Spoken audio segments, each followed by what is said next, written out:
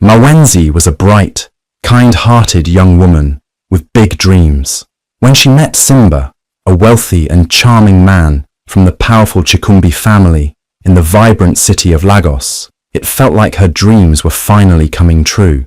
Simba wasn't just handsome, he was gentle, kind, and promised her a life where she would be cherished and supported. For Mawenzi, this was a chance to start a new chapter, to step into a world full of possibilities. On the day of her wedding, her mother, Mama Amina, held her close, eyes filled with both pride and sadness. She whispered softly, "Never let anyone define your worth, my daughter." Those words sank deep into Mawenzi's heart, becoming a quiet source of strength. As they traveled to Lagos, her heart swelled with hope. The city stretched out before her, alive with towering buildings, bustling streets, and the hum of endless life. It was a world bursting with energy, faster, louder, richer than anything she had ever known. But she wasn't afraid. She imagined a future where she would be more than just Simba's wife. She dreamed of becoming part of his family, of being loved not only by him,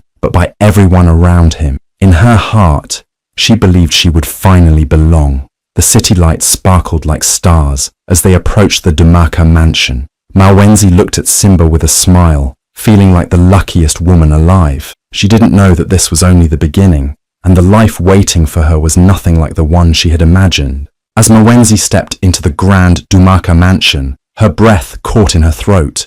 It was enormous, towering pillars, sparkling chandeliers, and floors polished so perfectly they looked like mirrors.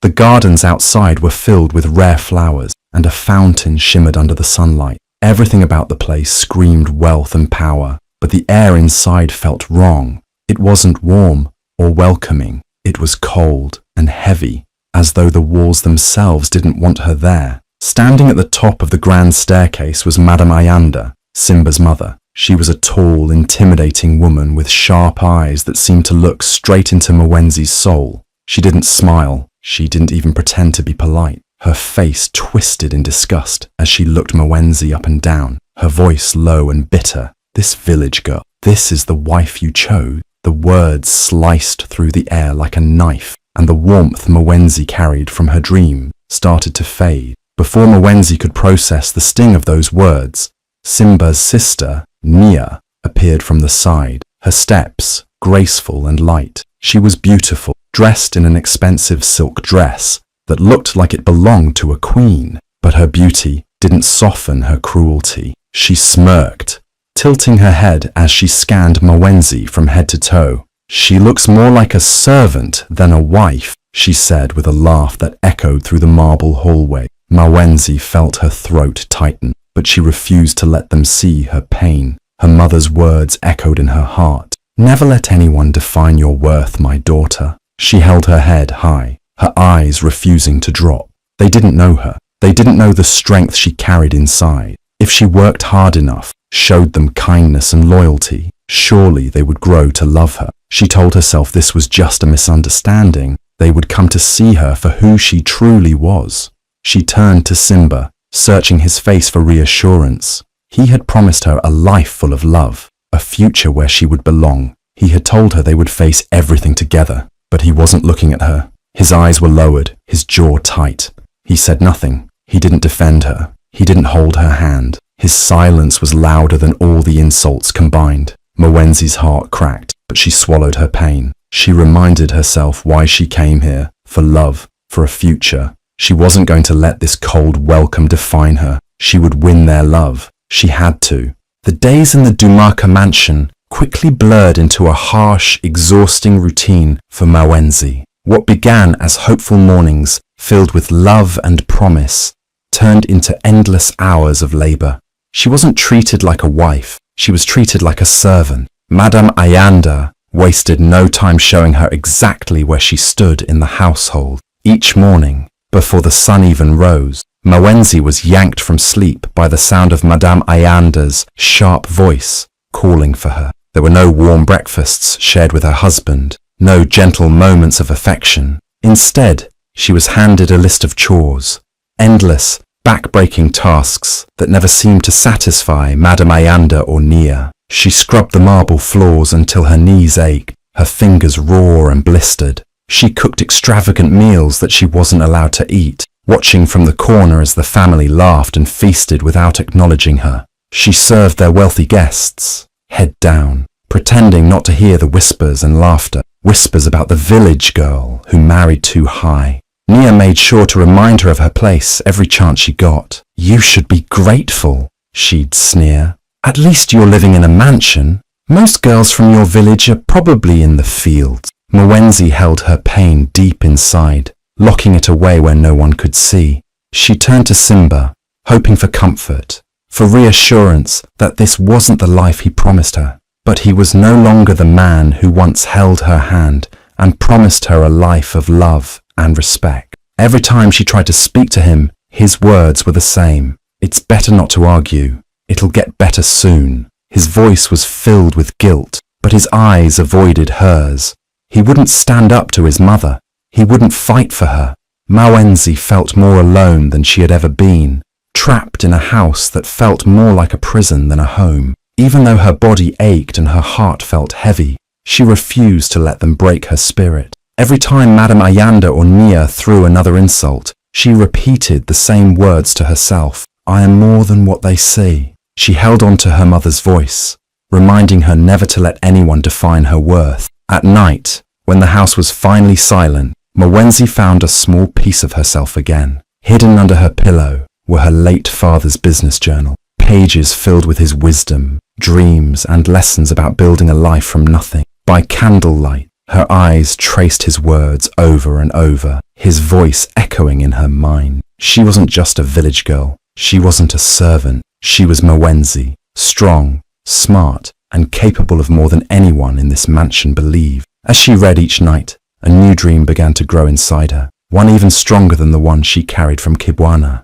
It was no longer a dream of simply being loved or accepted by Simba's family. Now, it was a dream of power and freedom, a life where she controlled her own destiny, where no one could ever make her feel small again. Each night, as the candle flickered, she promised herself that one day she would rise, and they would all see who she truly was. The Dumaka mansion was buzzing with life, glowing brighter than ever for the grand family banquet. The air smelled of roasted meats, rich spices, and expensive wines. Chandeliers sparkled like 1,000 tiny stars, and the hall was filled with the city's wealthiest and most powerful families. Women in silk gowns laughed softly behind jeweled fans, and men in tailored suits discussed business deals over golden goblets of wine. It was the kind of night Mwenzi once dreamed of being part of, but dreams felt like a distant memory now. Madame Ayanda made sure this night wasn't a celebration for her. While the rest of the family wore the finest clothes, Mwenzi was handed an old, tattered dress that barely fit. It hung off her shoulders awkwardly, making her feel small and pathetic. The fabric smelled faintly of dust, as though it had been forgotten in a corner of the mansion's basement. She wasn't a guest, she was a servant, and tonight, the whole world would see her that way. With trembling hands, Mwenzi carried heavy trays of food, weaving through the sea of laughter and elegance. Her feet burned from the endless hours of preparation, and her arms ached under the weight of silver platters. She felt their eyes on her. Eyes that once might have looked at her with curiosity or admiration, now stared with pity, amusement, or worse, disgust. Madame Ayanda watched from her place at the head of the table, a cruel smile tugging at her lips. She waited until the room was full, everyone's attention drawn to her. Then, with her voice loud enough to silence the laughter, she spoke. "She's not family. She's just a burden from the village," Madame Ayanda announced, her voice dripping with mockery. The room fell quiet for a second before the laughter exploded, louder than before. Mwenzi felt her heart stop. The words sliced through her like a blade, sharp and unforgiving. The guests laughed openly now, some hiding their smirks behind wine glasses, others whispering to each other like she wasn't even there. The room blurred as tears stung her eyes, but she refused to let them fall. She searched for Simba, praying for him to stand up for her, to stop this, but Simba wouldn't meet her eyes. He looked away, his face tense with shame. He stayed silent, just like he always did. Mwenzi's heart shattered into pieces. This wasn't the man who promised to protect her, who once called her his love and his future. He was too afraid to face his mother, too weak to defend his wife. She realized, in that awful, humiliating moment, that she had no one but herself. The laughter echoed in her ears, but something shifted inside her. The pain didn't crush her this time. It awakened something deeper, a fire. It wasn't sadness anymore. It was anger, a powerful, burning fury that took hold of her broken heart and held it together. They think I'm weak. They think I'm nothing. They will regret this, she whispered to herself that night, her voice steady and fierce. She wasn't going to beg for their acceptance anymore. She wasn't going to wait for Simba to save her. The woman they laughed at, humiliated, and called a burden wouldn't stay a servant forever. Mwenzi wasn't broken. She was rising, and they had no idea what was coming. The night was silent, the kind of quiet that made the world feel frozen in time. The Dumaka mansion, usually filled with noise and cruelty, now slept peacefully. But Mwenzi couldn't sleep. Her heart raced as she sat on the edge of the bed, staring at the moonlight creeping through the window. Her body ached from weeks of endless work, and her spirit felt battered, but not broken. Not anymore. Tonight wasn't a night for tears. It was a night for freedom. With trembling hands, she packed her few belongings into a small, worn cloth bag. There wasn't much to take, just a few clothes, her father's precious business journals, and a small, faded picture of Mama Amina. She held the photo for a moment, tears burning her eyes. Her mother had told her never to let anyone define her worth. Mwenzi had tried. She had fought to be loved, to be seen. But now she realized she didn't need their acceptance to know her own value. She walked to the small desk by the window, where a candle flickered softly. Her fingers hesitated for a moment before she picked up the pen. She didn't need to say much. They wouldn't listen anyway. Her words weren't for their sympathy. They were a warning. On a small piece of paper she wrote, "You'll remember me when it's too late." Her hand didn't shake. She placed the note on Simba's side of the bed, right where he'd see it the moment he woke up. For a second, she stared at him, the man who once made her feel like she was his entire world. Now he felt like a stranger. His love had faded the moment his mother disapproved. Maybe he still loved her deep down, but love without courage wasn't enough. It wasn't enough to save her from this life. Mwenzi didn't look back. She slipped quietly through the long, dark hallways, her bare feet making no sound on the cold marble floor. She knew the guards' schedules by heart now. After all, she was the one who had to serve them their late-night tea. She moved like a shadow, careful and quick, her heart pounding in her chest. By the time Simba woke up, the sun was rising. He reached for Mwenzi out of habit, but his hand touched only cold sheets. His heart sank as his eyes landed on the note. He read it once, then twice. His chest tightened painfully as the truth hit him. She was gone. The woman who endured every cruelty for his sake, the woman he promised to protect, had finally given up on him. He wanted to scream, to run after her, but deep down he knew he couldn't. He wasn't strong enough to stand against his mother, and now he had lost the only person who truly believed in. When Madame Ayanda heard the news, she barely looked up from her morning tea. "She wasn't strong enough for our family," she said coldly, a smug smirk tugging at her lips. Nia laughed beside her, rolling her eyes. What did you expect? A village girl can only pretend for so long. They didn't care. They didn't realize what they had lost. Not yet. Mwenzi didn't stop walking until the Dumaka mansion was nothing more than a distant shadow behind her. For the first time in what felt like forever, the air felt lighter. The sun felt warmer. She didn't know exactly where she was going, but she knew one thing. She wasn't running away. She was running towards something better, a new life, a new beginning, and one day they would all remember her. Mwenzi didn't look back as she walked away from the Dumaka mansion. She didn't return to Kibwana, even though the thought of her mother's warm embrace tempted her. No, she wasn't going back as the broken girl they sent away. She would return only when she was unrecognizable, powerful, and unstoppable.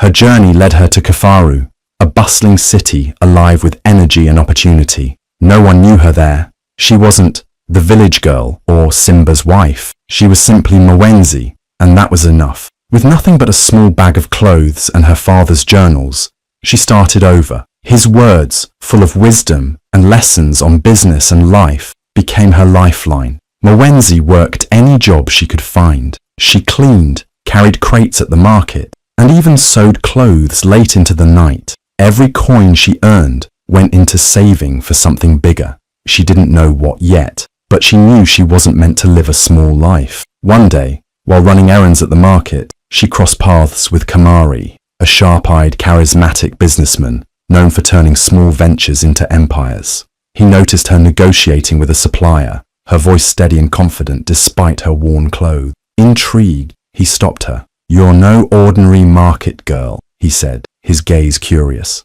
"Who taught you to bargain like that?" Mwenzi hesitated, then smiled for the first time in weeks. "My father. He built a business from nothing. I watched him do it until the day he died." Kamari saw something in her. Hunger, determination, and the kind of strength that couldn't be taught. He offered her mentorship, guiding her through the complexities of business, deals, and strategy. He didn't hand her success. He handed her knowledge. And Mwenzi devoured it. She worked relentlessly, fueled by the memory of every humiliation she endured. While the world slept, Mwenzi planned, calculated, and built. Using her father's notes and Kamari's advice, she started buying and reselling goods, one small deal at a time. Her reputation grew. Suppliers began to trust her, and clients admired her honesty and sharp mind. It wasn't long before she founded her own company, Mwenzi Enterprises. It started small, textiles, grains, and simple household goods. But Mwenzi didn't stop there. She expanded, moving into construction supplies, transportation, and even luxury imports. Her company grew faster than anyone expected, spreading beyond Kifaru into surrounding cities. Her name became known not as a servant or a wife, but as a force in the market, and soon her reach extended to Dumaka. Mwenzi's company became the leading supplier in the region, outpacing even Madame Ayanda's long-established family business. Merchants who once bowed to the Dumakas now sought deals with Mwenzi instead. Her prices were fair, her delivery fast, and her reputation untouchable. The same elite families who once laughed at her now spoke her name with admiration, though many still didn't realize who she truly was. She preferred it that way, for now. Mwenzi wasn't the broken girl serving dinner in tattered clothes anymore. She was the woman whose empire now touched every corner of the city that once humiliated her. She didn't rise to prove herself to Madame Ayanda or Nia. She rose because she knew she was destined for more, and she claimed it with her own two hands.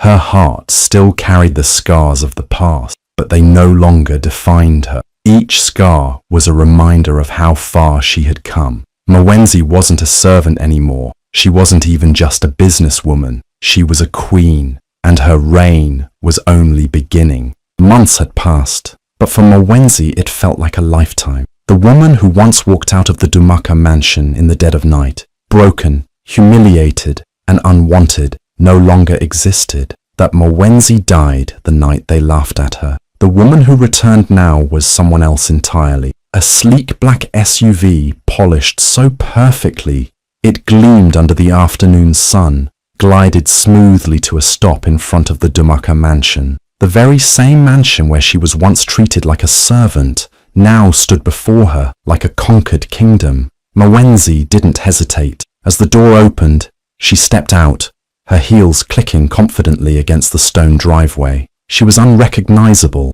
a vision of power and grace. Her tailored designer suit fit her perfectly, exuding strength and elegance. Gold earrings shimmered under the sunlight, and her hair, once tied back in a simple braid, now flowed in sleek waves. Her eyes, no longer filled with pain, burned with quiet determination. She wasn't alone this time. Behind her, a line of guards and sharp-dressed business partners followed, their presence commanding attention without a single word. Inside, Madame Ayanda was hosting yet another lavish banquet. The grand hall echoed with laughter and music, filled with Dumaka's elite, the same people who once watched Mwenzi's humiliation with smug smile. The guests turned toward the entrance as the heavy doors swung open. The room fell silent, the music fading into nothing. Mwenzi stood there like she belonged. No, like she owned the place. Murmurs spread like wildfire. Who is she? Is that? Could it be Mwenzi? She looks like a queen. Madame Ayanda's hand trembled as her wineglass slipped from her grasp, shattering against the floor. The sound echoed through the silent room, but no one noticed. All eyes were locked on Mwenzi. The woman she once called a burden, a servant, was now untouchable. Madame Ayanda's face twisted in disbelief, her pride crumbling before everyone. Nia, standing beside her, stared wide-eyed, her usual smirk nowhere to be found. Mwenzi didn't flinch. She walked forward, her head high and her eyes unwavering. She didn't need revenge. Her presence was enough. The power she radiated was louder than any insult they had thrown at her. She didn't come back to beg for acceptance. She came back to remind them of the woman they tried to break, the woman who rose higher than they ever could. The village girl they mocked had returned, but she wasn't a village girl anymore. She was a queen, and they all knew it. Mwenzi took a slow, deliberate step forward, the click of her heels echoing through the silent hall. All eyes were locked on her, the woman they once laughed at, humiliated, and cast aside. She wasn't trembling anymore. She wasn't small or invisible. She stood tall, radiant, and commanding the room without even raising her voice. Her gaze swept over the crowd, lingering on Madame Ayanda, whose face had gone pale. Nia, who once smirked and called her a servant, now looked like she'd seen a ghost. The same elite guests who once mocked her now whispered in shock and awe, unsure whether to be impressed or afraid. Mwenzi's voice cut through the room, calm, powerful, and steady. While you mocked me, I built an empire. Mwenzi Enterprises now controls the largest supply chain in Dumaka, including yours. The room froze. Gasps rippled through the crowd. Disbelief etched on every face. Madame Ayanda's lips parted, but no sound came out. Her eyes darted around the room, searching for some way to regain control, but there was none. The power she once held had slipped right through her fingers, and Mwenzi was now the one holding it. Nia looked at her mother, panic in her eyes. She's lying. She has to be lying, she stammered, but her voice lacked the confidence it once carried. Deep down, she knew the truth. Mwenzi didn't need to defend herself. The truth hung in the air, undeniable and unshakable. She had risen from the ashes they left her in, not just to survive, but to dominate. The businesses they relied on now answered to her. Every product, every delivery, every deal, all of it flowed through Mwenzi Enterprises. Simba stepped forward, his voice shaky, his eyes, once full of admiration and love, now flickered with regret. He looked at her like he was seeing her for the first time. Mwenzi, I'm sorry. Please come back. His voice was barely above a whisper, but the room was so silent it felt deafening. For a moment, Mwenzi stared at him, her heart warring with her mind. This was the man who once promised her the world, who stood by and watched as his family broke her. He didn't stop them. He didn't fight for her, and now he wanted her back, now that she was untouchable. Mwenzi's eyes didn't soften. She wasn't the woman who begged for his love anymore. She didn't need it. She didn't need him. Without a word, she turned away from him, and as she walked out, the crowd parted like the sea. They didn't laugh this time. They didn't whisper insults.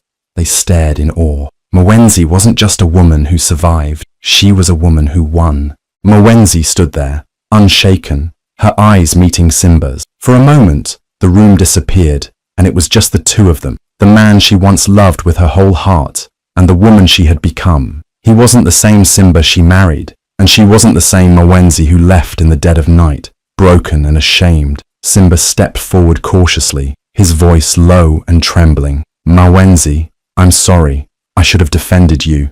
I should have stopped them. Please, come back to me. His eyes glistened with regret, the weight of his choices finally crashing down on him. Mwenzi didn't look at him with anger. She didn't need to. The fire that once burned in her heart for him was long gone, replaced with something colder, calmer. She studied him for a moment, remembering the man who once promised her the world. She thought of the nights she waited for him to speak up, to choose her, to see her. He never did. Her voice was soft, but it carried through the room like thunder. If you truly loved me, you would have stood by me when I needed you most. Her words weren't bitter, just honest, and somehow that hurt more than any scream ever could. Simba's shoulders sagged, the fight leaving his body. He knew she was right. His silence had been louder than any insult his mother or sister had thrown at her. He didn't deserve her forgiveness, and he knew it. Madame Ayanda, who had watched the scene unfold in stunned silence, suddenly found her voice. The proud, controlling woman who once looked at Mwenzi with nothing but disgust, now looked small and broken. Her voice cracked. Mwenzi, we were wrong. I was wrong. You're not the girl I thought you were. Mwenzi turned to her, the woman who made her feel worthless for so long. She didn't see a powerful matriarch anymore. She saw a woman who feared losing everything. Madame Ayanda wasn't invincible. She was human, and humans make mistakes.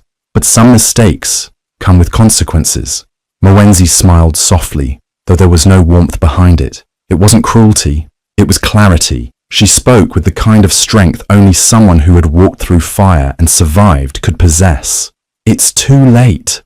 Those 3 words hung heavy in the air, sealing a fate that couldn't be undone. Madame Ayanda's face fell, the realization hitting her like a blow. There was no fixing this. She had broken something that couldn't be repaired. Mwenzi didn't stay to watch their reaction. She didn't need to. She turned and walked away, her head high and her heart light. She wasn't leaving in tears this time. She was leaving on her own terms, with her dignity, her power, and her future intact. They would remember her. They would regret losing her. But Mwenzi wasn't looking back anymore. She had an empire to run, and a life to live, one where she no longer had to prove her worth to anyone. The tables had turned, and she wasn't going to stop now. Mwenzi took a deep breath, feeling the weight of the moment settle around her like a heavy fog. But it didn't pull her down. If anything, it lifted her higher. Her heart no longer ached for their approval, and the pain they once caused her felt distant now, like a bad dream she'd finally woken up from. She turned away from Simba, Madame Ayanda, and Nia, from the family that never saw her worth until it was too late. Her steps were slow, steady, and deliberate, each one echoing through the grand hall. The room was silent, but the air was thick with unspoken words and shattered pride. The same people who once laughed at her, who whispered that she was nothing more than a village girl, now watched her with wide eyes, filled with awe and disbelief. Mwenzi didn't need their words. She didn't need their apology. She had already won. As she reached the door, she paused for the briefest moment, not to look back, but to listen. Behind her, Madame Ayanda's voice broke the silence, barely a whisper, but it carried across the room like a confession. We threw away a queen. Her voice trembled with something that sounded a lot like regret,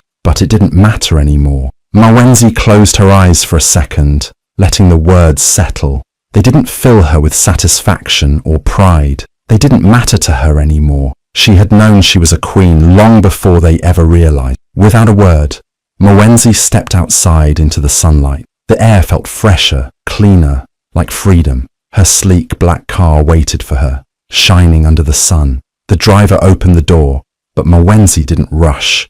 She stood for a moment, letting the wind brush against her face, feeling the world she had built waiting for her. The crowd outside had gathered, people from the neighborhood, and even guests from the banquet, all craning their necks to catch a glimpse of the woman who had walked back into the Dumaka mansion, not as a servant, but as a queen. Their eyes were filled with admiration, respect, and curiosity. They didn't see a village girl anymore. They saw a woman who had risen from nothing and built an empire. Mwenzi met their gazes with calm confidence, then stepped into her car without sparing a single glance back at the mansion. The past was behind her, and she wasn't about to drag it with her into the future. As the car pulled away, the Dumaka mansion grew smaller and smaller in the rearview mirror.